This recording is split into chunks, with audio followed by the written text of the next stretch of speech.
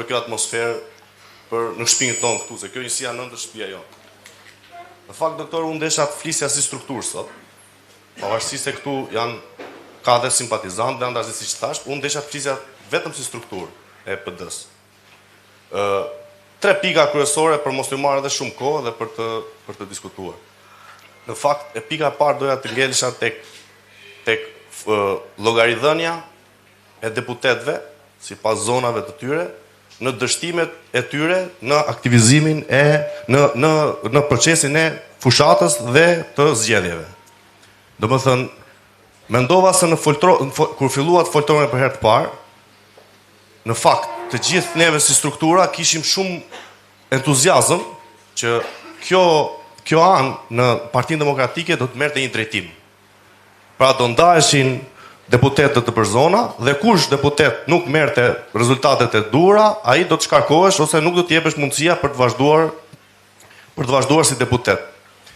Sepse është e vërtet që në opozitë rrihet edhe shumë vite me ne, po është shumë e thjeshtë të rish me rrogën e deputetit në parlament, në opozitë, se sa si një antar i thjeshtë ose si simpatizant i Partisë Demokratike. Ky ishte hapi parë. Nuk është vonë kurrë që neve të merremi me këtë analizë. Po flasim si struktura.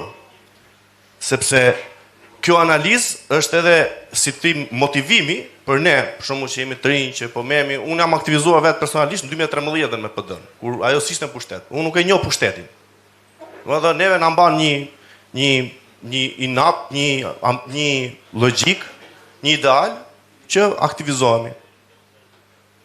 Pra, në momenti që unë shoh që një person që nuk ka pasur rezultate të mira, vazhdon akoma promovohet në PD, unë të kurajohem normalisht si i ri. Dhe kjo është një arsye që mendoj una që edhe shumë njerëz janë pak të dekurajuar për të aktivizuar si strukturat PD, sepse ne po i shohim për shkakun që kur vjen puna e zgjedhjeve, neve mezi arrim të mbushim komisionet. Është pak çike vështirë kjo që të marrësh si një antar i thjeshtë që vin dakord me entuziazëm të madh këtu në këtë mbledhje, po pastaj kur vjen puna për të komisionet, mezi mbushim ne ato. E para, e dyta. Juve folët shumë për aktualitetin, cilin neve me thënë drejtën duke qenë se nuk janë të gjithë që kanë ndjekin politikën, janë shumë të informuar. Por unë mendoj që resurset e Partisë Demokratike janë duke u fokusuar vetëm në disa tema të caktuara që kanë të bëjnë me hajdutllëkun. Jam shumë dakord, këta janë një qeveri janë hajdut, absolutisht që duhet fokusi kryesor, por nuk besoj se PD-ja ka vetëm një departament që të merret me këtë dhe të lëmë të gjithë antarët e tjerë, për shembull, ai zotëria tha familjen, dikush tjetër bujqësinë, dikush tjetër turizmin, dikush tjetër ekonominë. Jo, kjo Parti Demokratike që është mbledhse e votave të 600.000 qytetarëve, 700.000 qytetarëve, nuk besoj se ka vetëm një temë për të folur gjatë gjithë kohës. Për shembull, po të marr edhe një rast, unë për mendimin tim, edhe duke diskutimet e tona, u çuditëm se si u morëm neve një mbledhje vetëm me shkarkimin Niko Peleshit. Që ishte një totalisht një harxhim i resurseve tona në 1001 problematika që mund të ketë, duke filluar nga zotëria dhe duke vazhduar tek tona të shembull që mund të kemi të tjera. Këto janë 2 pikat kryesore që unë desha të thoshe. Desha edhe një gjë tjetër që përsëri e kërkoj si strukturë, megjithëse unë në dekën tonë mund të jem ndër më të rinjt e strukturës, domethënë pavarësisht jo nga kontributi, por nga mosha. Partia ka strukturën. Struktura ka një kryetar, ka sekretar, ka të gjitha.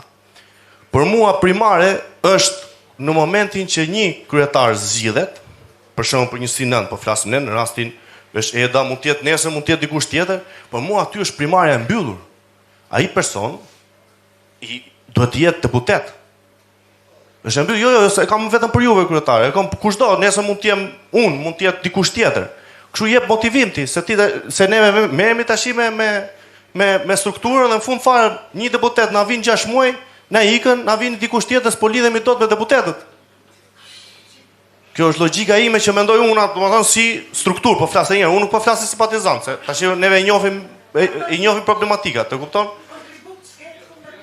Pra, mendoj që Në qoftë se në PD ka një hierarki, ka një shkallë që duhet ngjitur që të respektohet nga çdo kush, do ishte më e mirë dhe do ngjallte më shumë entuziazëm sesa kur është vetëm shko, domethënë arri qëndro afër qendrës dhe shkëput realitetin me bazën të cilën jemi ne që me thënë të drejtë jemi në pikën tonë që kemi nevojë më shumë fokus se çdo lloj moment, se të gjithë numrat kur ju thoni mbrohet vota dhe mbrohet këto, i bën struktura, nuk i bën.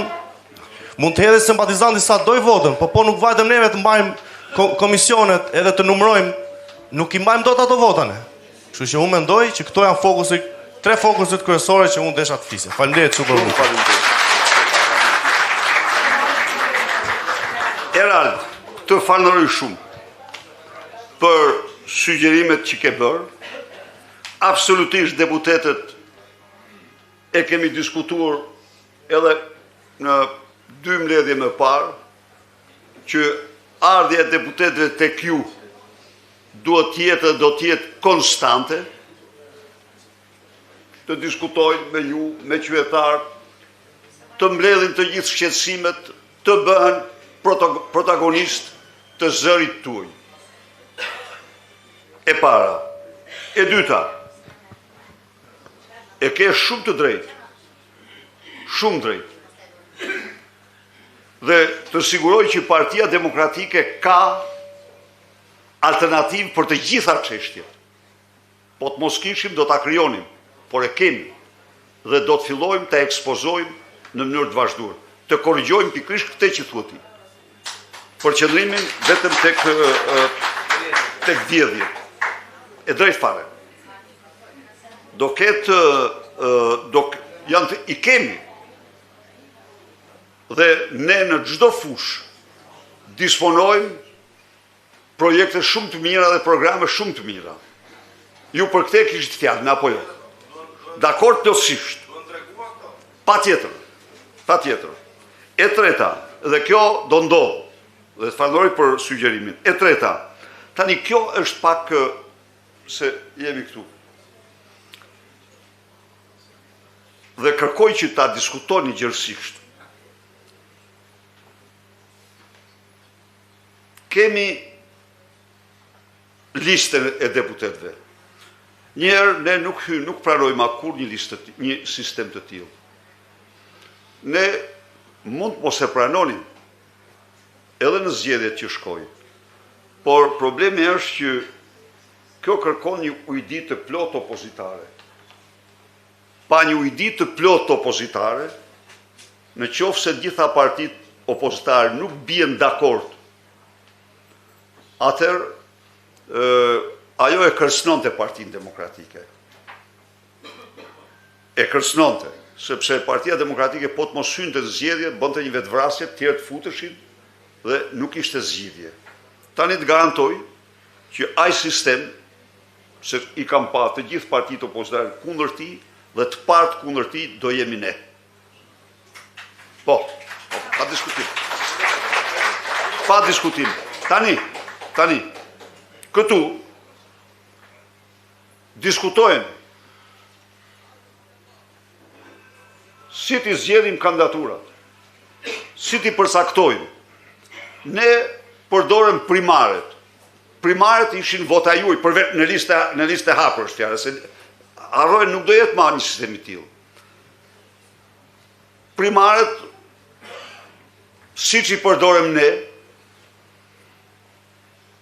janë shumë të rralla, do me thënë, pas seleksionim.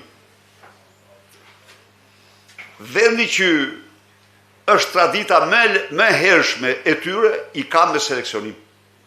I përzgjell ata që shkojnë në primare.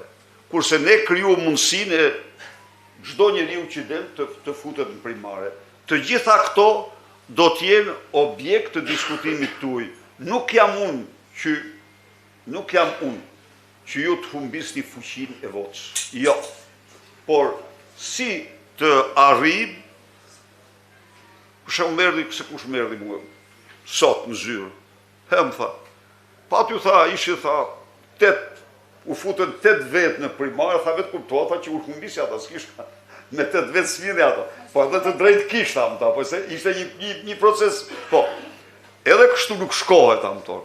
Po nga ana tjetër, nuk jam dakord që ju të humbisni të drejtën e përcaktimit dhe të votës. Diskutori. Ja pra, kjo është një temë për ta diskutuar ju. Edhe për ta arrit në një rezultante. Edhe ne do diskutojmë. Çfarë kishim ne vetë parë? Po, jemi këtu. Problem kemi listat e mbyllura të. Jo, ato si pranojmë ma ne. Nuk i pranojmë ma. Ajo problem nuk pranojmë. Çfarë? Nuk pranojnë ato. Janë jo demokratike, pikë. Por, çfarë kërkon ajo që të mos pranohet? Kërkon që gjitha forcat politike opozitare të mos i pranojnë. Dhe unë nuk besoj të ketë forca politike opozitare sot që u del zot me atyre. Do heqim ato, nuk ka diskutim. Ama ne edhe gjë, se të gjithë flasim, dhe jemi dakord që si të bëjmë, të sjellim gjak të ri, të sjellim forcat, njerëz të ri, njerëz të kualifikuar. Me primarët tona,